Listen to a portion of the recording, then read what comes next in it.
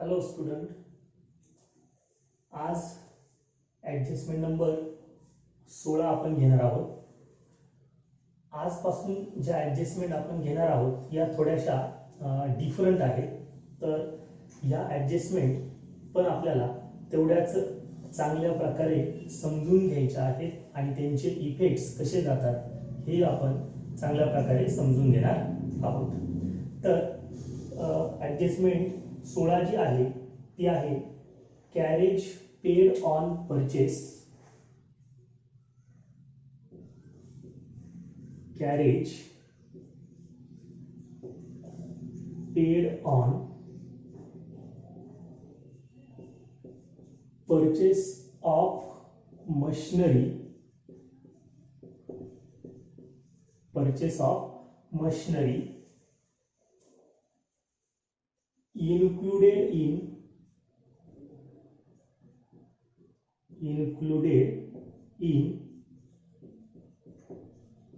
carriage inward. carriage inward. तर अशी ही थोडी वेगळी असलेली ॲडजस्टमेंट आहे.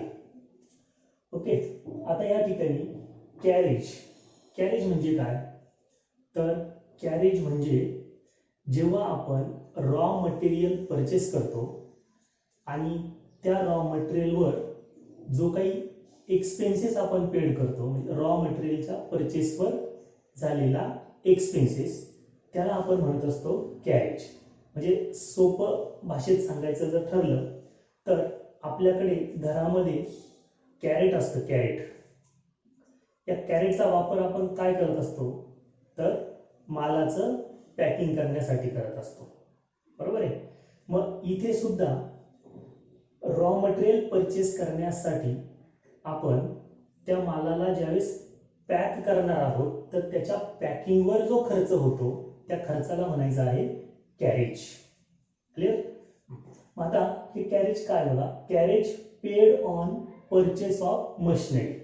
म्हणजे मशिनरी परचेस केलेली आहे आणि ती मशिनरी परचेस केल्यामुळे कॅरेज पेड करावं लागतंय. म्हणजे मशिनरीच्या पॅकिंगवर झालेला एक्सपेन्सेस त्याला आपण इथे म्हणणार आहोत कॅरेज. ओके, पुढे काय दिलंय? Included in carriage inward. Included in carriage inward म्हणजे या मशिनरीवर झालेला जो खर्च आहे तो खर्च चुकीने मशिनरीमध्ये ऍड न होता तो खर्च कॅरेज इनवर्ड या अकाउंटमध्ये ऍड करून आलेला आहे. ओके, हे कॅरेज इनवर्ड जे अकाउंट आहे, हे कॅरेज इनवर्ड अकाउंट जेव्हा तुम्ही गुड्स परचेस कराल, म्हणजे रॉ गुड्स परचेस कराल, तर त्या गुड्सवर जो खर्च होईल तोच खर्च आपल्याला कॅरेज इनवर्ड वरती दाखवायचा असतो. ठीक आहे, बघा आपण समजून घेऊया चांगलं. गुड्स परचेस केली आपण, गुड्स परचेस केले, या परचेस केलेल्या गुड्सवर जो पॅकिंग खर्च होणार आहे, पॅकिंग एक्सपेन्सेस, त्या एक्सपेन्सेसला आपण म्हणणार आहोत कॅरेज. त्याला म्हणणार आहोत कॅरेज. आणि हा जो कॅरेजचा एक्सपेन्सेस आहे, हा एक्सपेन्सेस आपल्याला ऍड करायचा असतो, ऍड टू कॅरेज इनवर्ड मध्ये. ऍड टू कॅरेज इनवर्ड म्हणजे या कॅरेज इनवर्ड मध्ये गुड्सच्या पॅकिंग व्यतिरिक्त कुठलाही एक्सपेन्सेस ऍड होणार नाही. क्लिअर? आता या ऍडजस्टमेंट मध्ये काय दिलंय? तर या ऍडजस्टमेंट मध्ये मशिनरी दिली, मशिनरी, आणि ती मशिनरी परचेस केल्यामुळे कॅरेज पेड करावं लागलं असं तिथं म्हटलं आहे. आता मशिनरी जर म्हटलं तर मशिनरी हे बिझनेस साठी गुड्स नसणार आहे. It is a fix asset. याला आपण कॅपिटल ऍसेट असं पण म्हणू शकतो. ठीक आहे, तर ही बिझनेसची फिक्स ऍसेट आहे. म्हणजे ही ऍडजस्टमेंट आपल्याला असं सांगत आहे, जी फिक्स ऍसेट तुम्ही परचेस केली त्या फिक्स ऍसेट वरती जो कॅरेज पेड केला तो कॅरेज चुकून कॅरेज इनवर्ड मध्ये ऍड झाला. कॅरेज इनवर्ड मध्ये कोण पाहिजे होतं? फक्त गुड्सचा खर्च पाहिजे होता. पण इथे या कॅरेज मध्ये चुकीने मशिनरीवरती पेड केलेलं कॅरेज ऍड झालेलं आहे.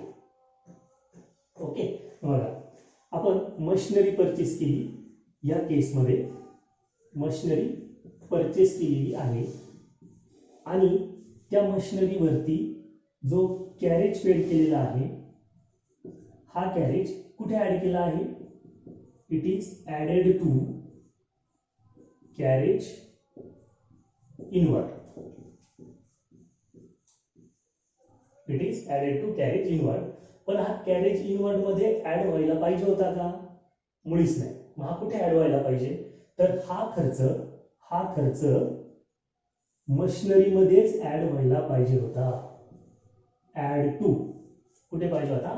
मशिनरी मध्ये ऍड व्हायला पाहिजे होता. म्हणजे हा मशिनरीमुळे झालेला खर्च आहे.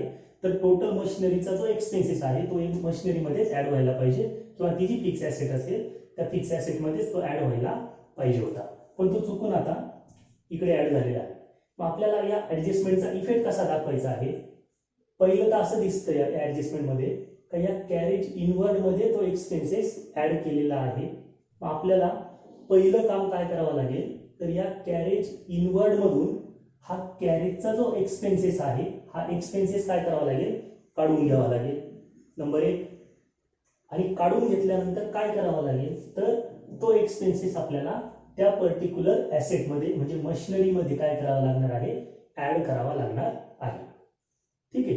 तर अशा पद्धतीने त्याचे प्रॉपर इफेक्ट जातील. मग आता हे प्लस आणि मायनस आपल्याला इथे करावं लागणार आहे. मग याचा पहिला इफेक्ट कुठे जाणार आहे बघा. आपण कुठे लिहिलंय हे? कॅरेज इनवर्ड मध्ये ऍड केलेलं आहे. म्हणजे ट्रायल बॅलन्सला जो कॅरेज इनवर्ड दिलेला आहे हा कॅरेज इनवर्ड ऑलरेडी कसा लागून आलेला आहे? कॅरेज प्लस लागून आलेला आहे. कॅरेज इनवर्ड आपण कुठे लिहिणार आहोत? कॅरेज मध्ये दोन प्रकार आहेत. एक आहे कॅरेज इनवर्ड आणि एक आहे कॅरेज आउटवर्ड. कॅरेज इनवर्ड जे आहे हे कॅरेज इनवर्ड आपण ट्रायल बॅलन्सच्या डेबिटला लिहितो. तर कॅरेज आउटवर्ड जे आहे, आउटवर्ड म्हणजे माल विक्री करताना झालेला खर्च, तर तो कॅरेज आउटवर्ड हा आपण प्रॉफिट आणि लॉस अकाउंटच्या डेबिटला लिहित असतो. ओके. मग हा जो कॅरेज इनवर्ड जो खर्च आहे हा कॅरेज इनवर्ड एक्सपेन्सेस कुठे आहे? ट्रायल बॅलन्सच्या डेबिटला. मग आपल्याला या ट्रायल बॅलन्सच्या डेबिट मधून हा कॅरेजचा एक्सपेन्सेस काय करावा लागेल? लेस करून घ्यावा लागेल. म्हणजे याचा पहिला जो इफेक्ट जाणार आहे हा पहिला इफेक्ट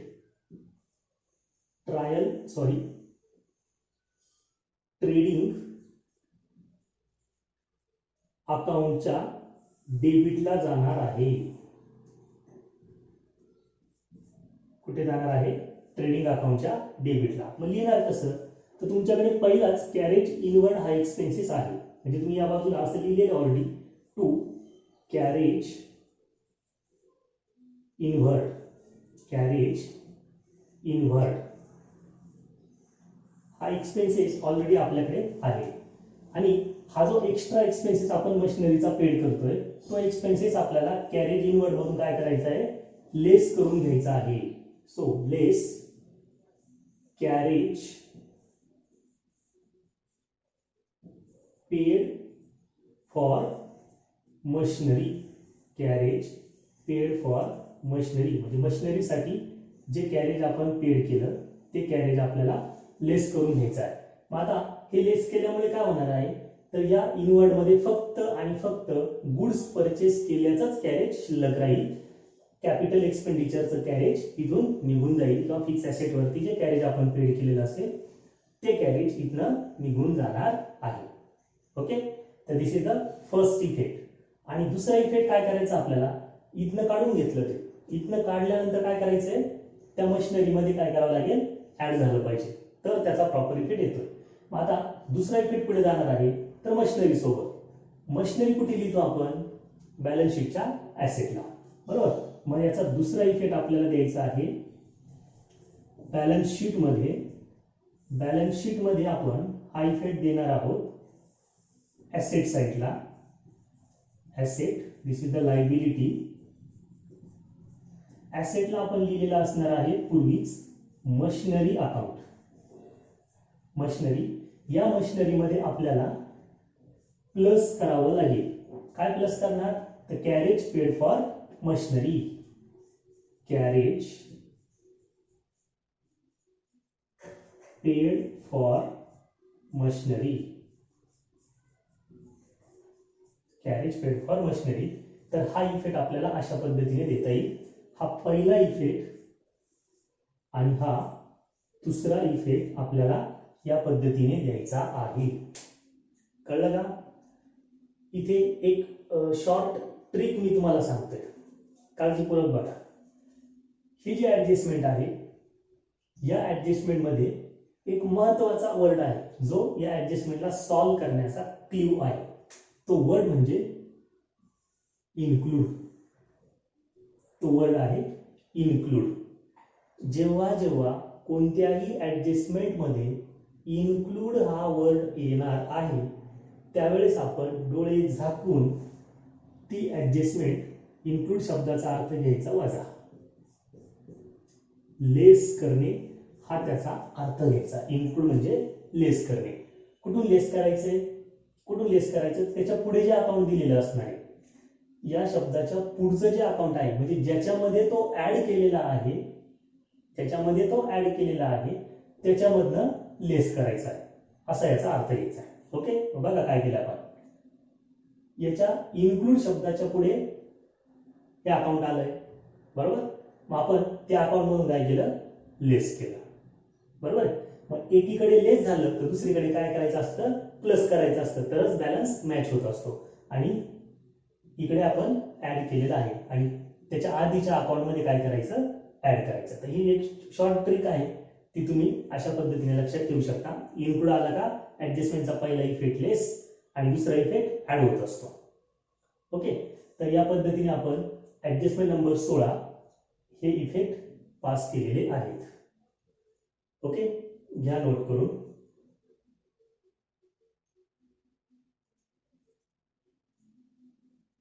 आता ऍडजस्टमेंट नंबर 17 आपण बघूया. त्याआधी मी हे इरेज करतो.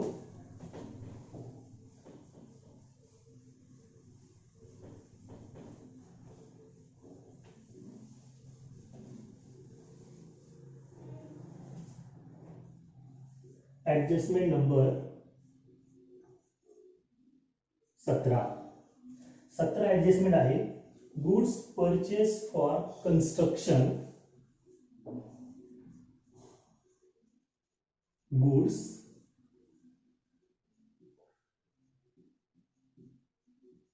purchased for construction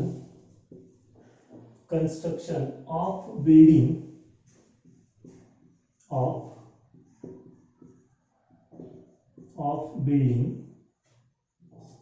included in purchase,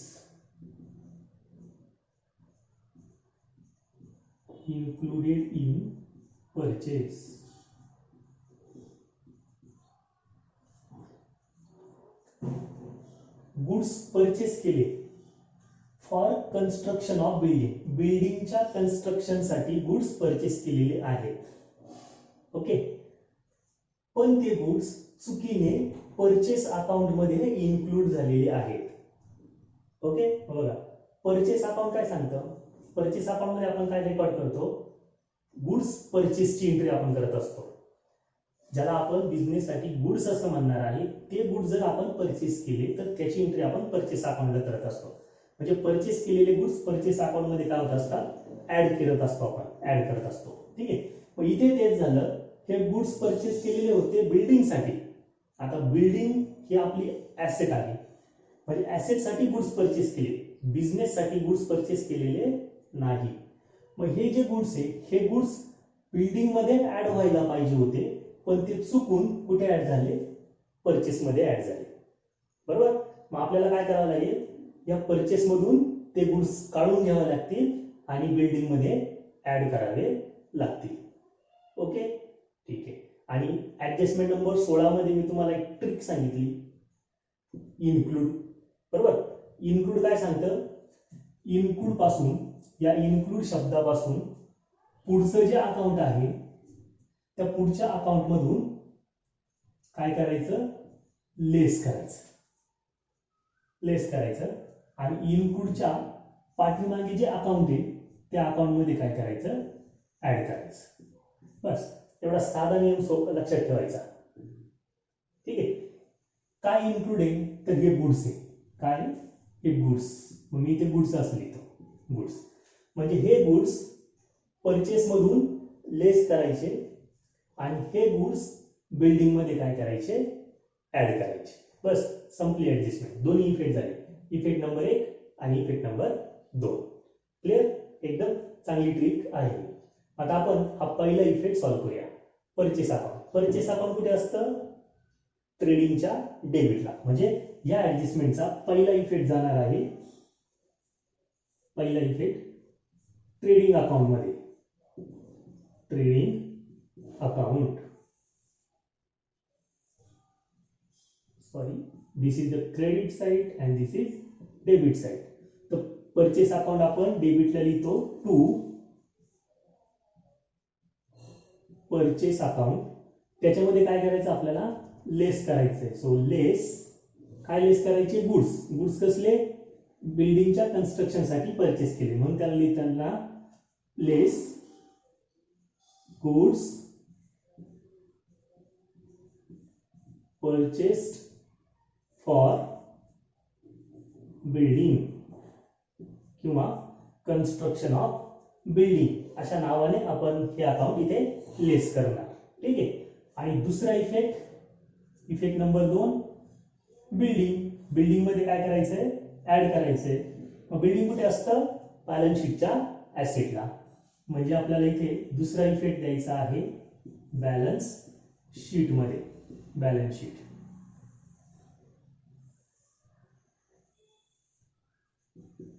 liability आणि ऍसेट. इकडे आपण लिहिलेलं आहे पूर्वीच बिल्डिंग अकाउंट. तर या बिल्डिंग मधून काय, या बिल्डिंग मध्ये काय करायचं आपल्याला ऍड करायचं. कोण ऍड करायचं तर हे म्हणजे कोण goods purchase for building. So plus goods purchased for building. तर याला आपण बॅलन्स शीटच्या ऍसेटला ऍड करून घेणार. ओके, ऍडजस्टमेंट आहे लक्षात. येस, ठीक आहे. तर या पद्धतीने आपल्याला या ऍडजस्टमेंटचे हे 2 इफेक्ट पास करता येतील ट्रेडिंगच्या डेबिटला आणि बॅलन्स शीटच्या ऍसेटला. ट्रिक काय आहे ही ट्रिक काळजीपूर्वक लक्षात ठेवा. इनपुटच्या पुढचा पार्ट हा लेस होत असतो, तर इनपुटच्या आधीचा पार्ट हा त्याच्यामध्ये ऍड करायचा असतो आपल्याला. ठीक आहे. तर या ट्रिकने आपल्याला परफेक्ट इफेक्ट व्यवस्थित देता येते. घ्या लिहून.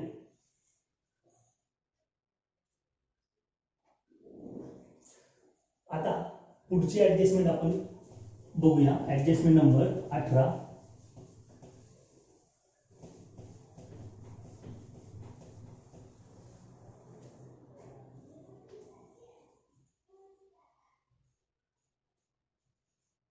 Adjustment number 18.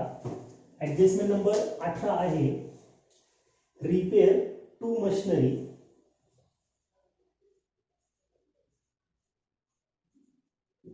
repair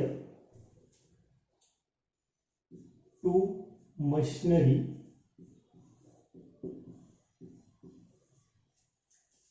included in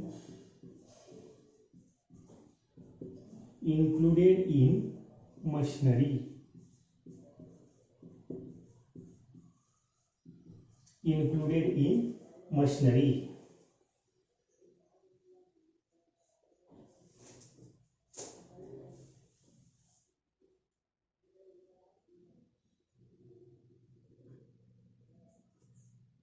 मशिनरीच्या रिपेअरवर झालेला एक्सपेन्सेस आहे.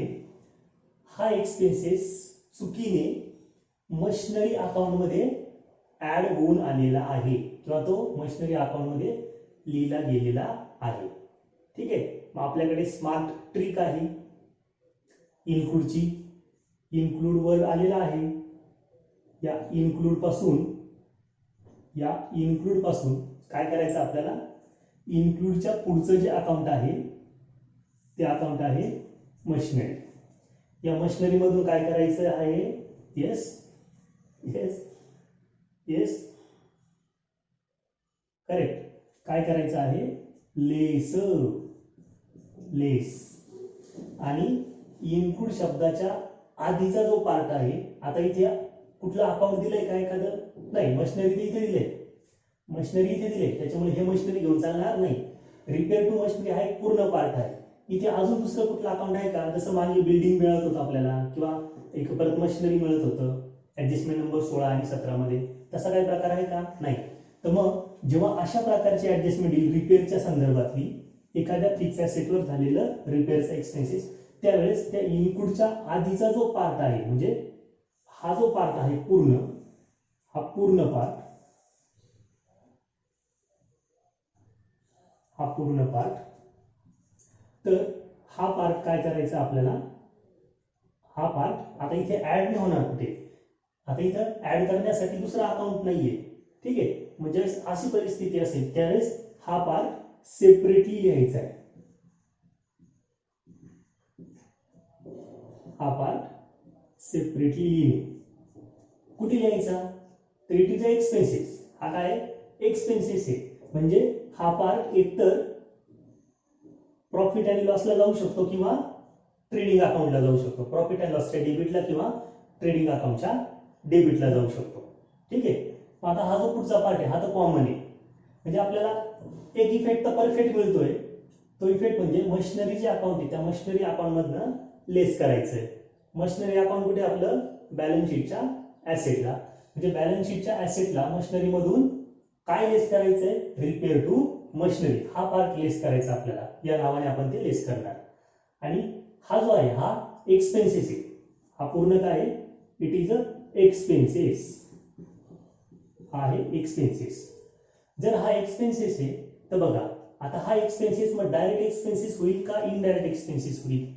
शोधा. कशावरचा एक्सपेन्सेस आहे? मशिनरी. मशिनरी काय आहे? गुड्स आहे का? नाही. मग काय आहे? मशिनरी ऍसेट आहे, म्हणजे ऍसेटवर झालेला एक्सपेन्सेस आहे. गुड्स सोडून कुठलाही एक्सपेन्सेस असेल तर तो एक्सपेन्सेस कुठला असेल? Indirect expenses. म्हणजे हा इनडायरेक्ट एक्सपेन्सेसचा प्रकार आहे. मग जर इनडायरेक्ट एक्सपेन्सेस असेल तर याचा थेट संबंध कुठे आहे? प्रॉफिट आणि लॉसच्या डेबिटशी. कुठे असणार आहे? प्रॉफिट आणि लॉस अकाउंटच्या डेबिटशी. म्हणजे आता आपल्याला या ऍडजस्टमेंटचा पहिला इफेक्ट मिळतोय प्रॉफिट आणि लॉस अकाउंटच्या डेबिटला. लिहायचं कसं? पण सेपरेटली लिहिणे. कसा लिहायचं आहे? सेपरेटली. म्हणजे कसा? तर डायरेक्ट याच नावाने रिपेअर टू मशिनरी नावाने. आणि दुसरा इफेक्ट आपल्याला मिळाला आहे मशिनरी मधनं लेस करायचं आहे.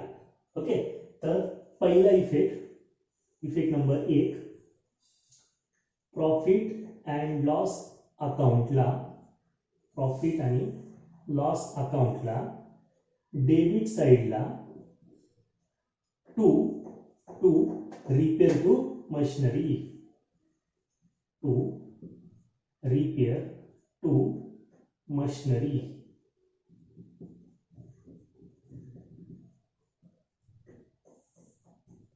रिपेअर टू मशिनरी या नावाने आपल्याला हा इफेक्ट पहिला द्यायचा आहे. त्यानंतर दुसरा इफेक्ट आपण देणार आहोत मशिनरीसाठी, तो आहे बॅलन्स शीटचा. बॅलन्स शीट,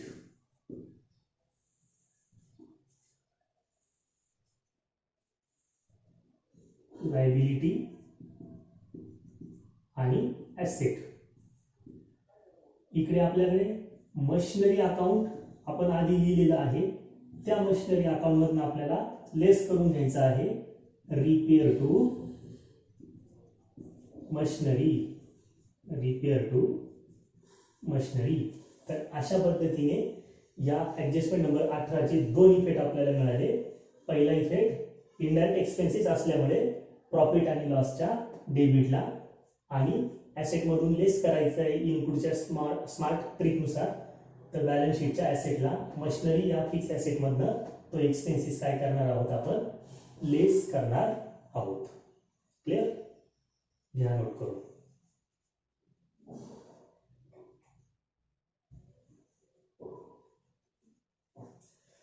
आता ऍडजस्टमेंट नंबर 19 आपण समजून घेऊया.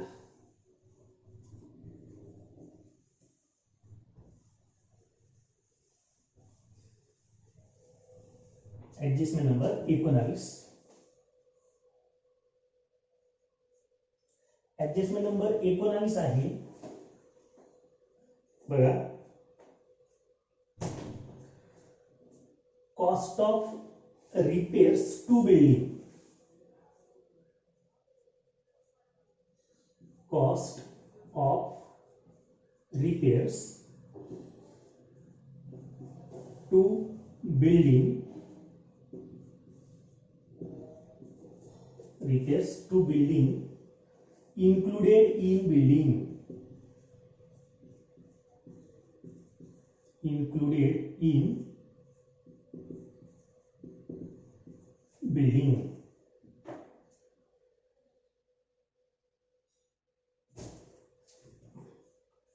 Included in building. आठवतं काही? ऍडजस्टमेंट नंबर 18 आणि ही ऍडजस्टमेंट सेम आहे. बिल्डिंगला काढा आणि त्या जागी मशिनरी ठेवा म्हणजे आपल्याला इफेक्ट लगेच कळते. ठीक आहे. बिल्डिंगच्या रिपेअरसाठी झालेला खर्च चुकून बिल्डिंग अकाउंट मध्ये ऍड झालेला आहे, तर तीच स्मार्ट ट्रिक इनक्लूड शब्दाच्या पुढचं अकाउंट मधून लेस होईल आणि त्याच्या आधीचा जो पार्ट आहे रिपेअरचा, हा रिपेअरचा पार्ट काय होईल, सेपरेट लिहायचा आहे आपल्याला. सेपरेट लिहिणे कसा, तर हा एक्सपेन्सेस आहे कशावरचा, बिल्डिंगवरचा, म्हणजेच तो काय आहे, इनडायरेक्ट एक्सपेन्सेस आहे. It is a indirect expenses. आणि म्हणून याचा पहिला इफेक्ट, या रिपेअर्स टू बिल्डिंगचा पहिला इफेक्ट प्रॉफिट आणि लॉसच्या डेबिटला to repairs to building. Repairs to building या नावाने. तर दुसरा इफेक्ट बॅलन्स शीटच्या ऍसेटला बिल्डिंग मधनं लेस करणार. Building less repairs to building. Repairs to building. ठीक आहे. तर ऍडजस्टमेंट नंबर 18 आणि 19 जवळपास सारख्याच आहे, फक्त त्यामध्ये जी फिक्स ऍसेट आहे ती बदलल्यामुळे त्याचा एक्सपेन्सेसचं नेचर किंवा एक्सपेन्सेसचं नाव फक्त चेंज होते, बाकी इफेक्ट आपल्याला सेम द्यायचे आहेत. Okay, note it.